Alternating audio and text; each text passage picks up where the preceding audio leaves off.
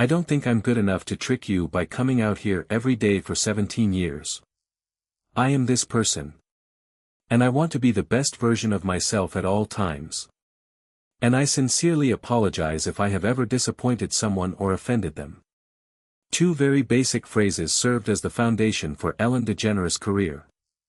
Show kindness. She appeared on American television screens every afternoon for almost 20 years. She made millions of people happy, gave away automobiles, and gave hugs to famous individuals. However, all changed in 2020. Former workers started to voice their opinions. They related tales of intimidation, dread, and a terrifying workplace. The woman who had always advocated for kindness was charged with fostering an environment where workers were even reluctant to look her in the face. Her kingdom had fallen apart by 2022. What actually took place in the studio? Nobody could have predicted the darkness of the truth. On January 26, 1958, Ellen DeGeneres was born in Metairie, Louisiana. Her mother, Betty, was a real estate agent, and her father, Elliot, was an insurance salesman. However, their house was not like any other family's. The rigid principles of Christian Science regulated it. Her father served as the church's first reader, a position akin to a preacher's. He also blindly adhered to the religion's precepts, leaving little opportunity for disagreement. No smoking, drinking, swearing, expressing emotion, or taking prescription drugs. Aspirin was even prohibited. Ellen didn't visit a doctor until she was 13. They thought that prayer could resolve any issue. You were simply informed that you had not prayed deeply enough if you fell ill. She was raised in an environment where it was necessary to seem as though nothing was wrong, even when wasn't. Additionally, it was forbidden to express your feelings. Then came 1973. Her parents made the decision to part ways, and they were formally divorced in 1974. At the time, Ellen was just 15 years old. She didn't anticipate it because her family was so emotionally distant. She had no idea that they were having issues. She once said that she had no idea how any member of her family actually felt.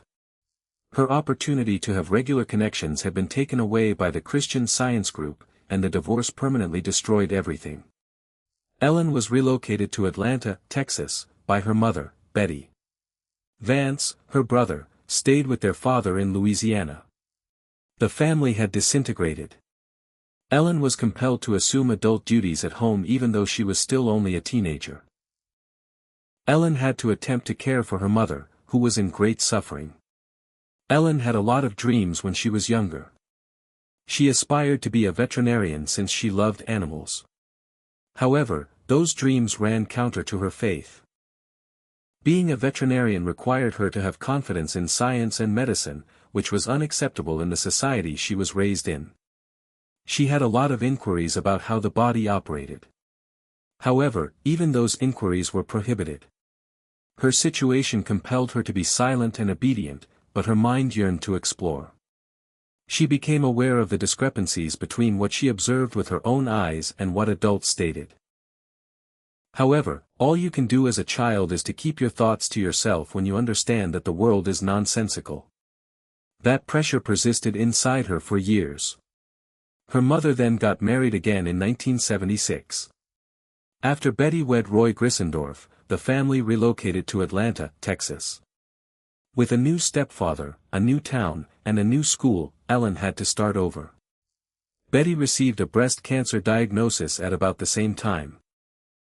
She had to have a mastectomy, which required medical attention and surgery. The exact teachings of their religion were incorrect. However, they were at a loss for options by that point. It turned into a moment that rocked their beliefs. The operation was never discussed. At the age of 16, Ellen discreetly assisted her mother in getting better. She had to take care of her wounds and work out with her mother. Mother and daughter grew closer as a result of the encounter. However, it also made Ellen mature once again. She was more than just a daughter now. She worked as a caretaker and a nurse. Despite the fact that she was still only a teenager, was attempting to manage a broken home and go through school. After that, things started to deteriorate. Roy, Ellen's stepfather, started mistreating her. When it began, she was just 15. Pretending that it had to do with her mother's disease, he informed the girl that he needed to inspect her breasts for lumps. He used her fear and naivety. He attempted to break into her room one evening. She fled after kicking out a window out of fear. She stayed at the hospital that evening only to feel secure. But she didn't say anything.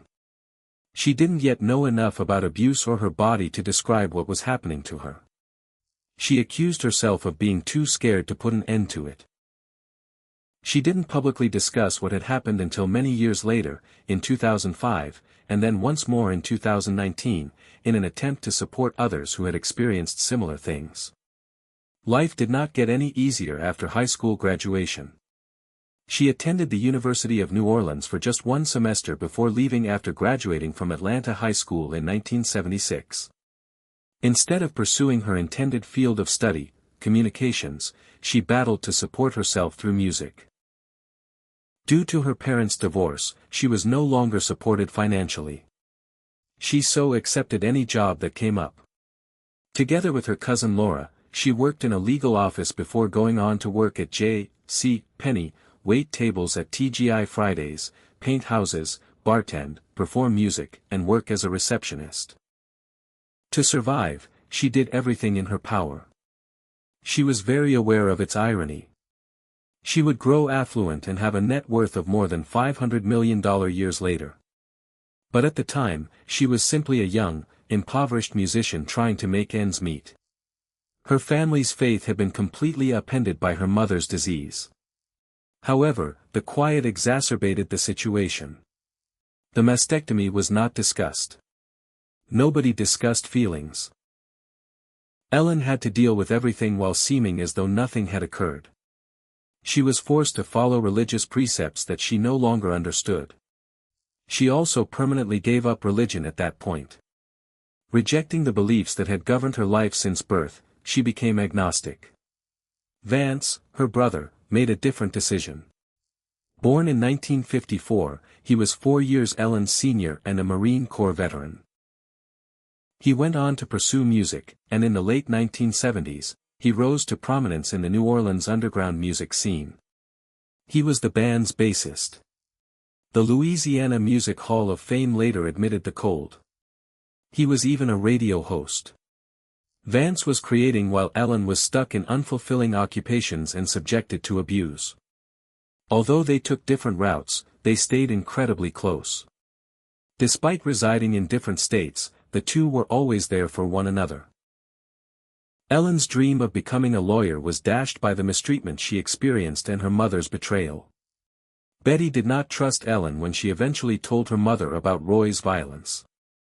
Before Roy passed away in 1997, she lived with him for an additional 18 years.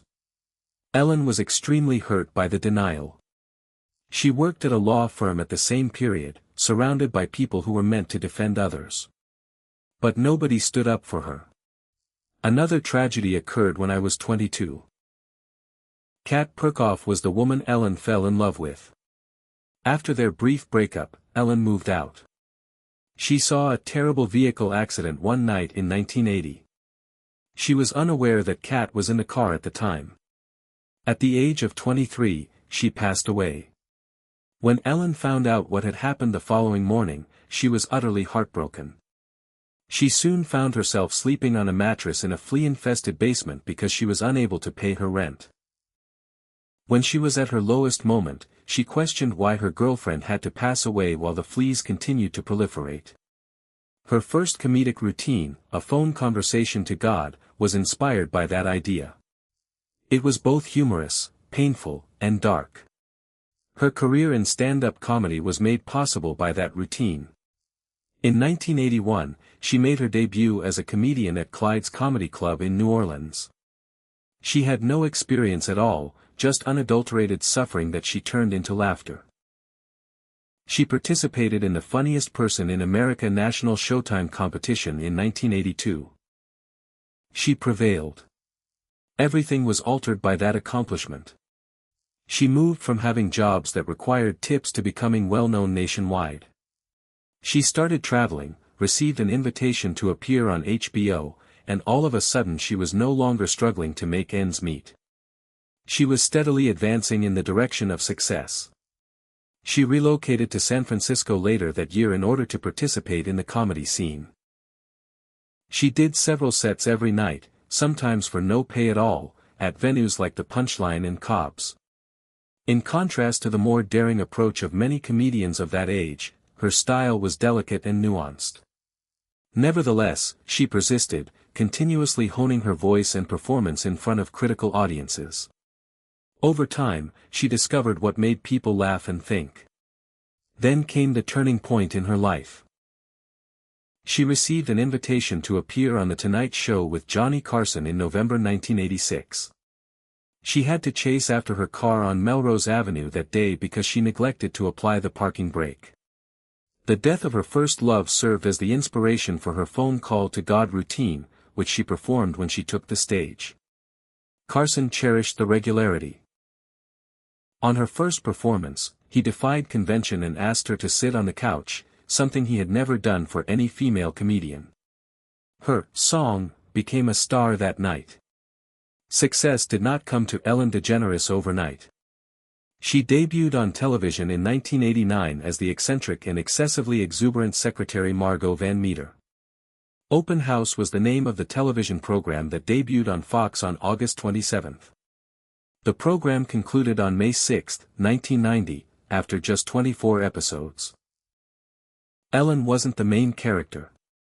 In an unusual real estate office, she provided comic relief. This was actually the first step that led her from the stand-up comedy stage into scripted television, even though no one realized it at the time. She made a lasting impression on viewers even though the show only had one season before it ended. Then Lauryn Hill appeared in 1992. Ellen portrayed Nancy McIntyre, a nurse. On October 28, ABC canceled the program after just 5 episodes had been shown. It didn't work. Nevertheless, one television critic claimed that Ellen was the only incentive to watch the show, despite the fact that she only had a few short minutes on screen. The producers concurred. They remembered her despite the show's failure. Additionally, they wrote a role especially for her when they later produced a new show. The show debuted in 1994. In order to avoid confusion with Friends, which had gained popularity that year, it was renamed Ellen in 1995 from its original name, These Friends of Mine. Ellen portrayed the reserved bookshop owner Ellen Morgan.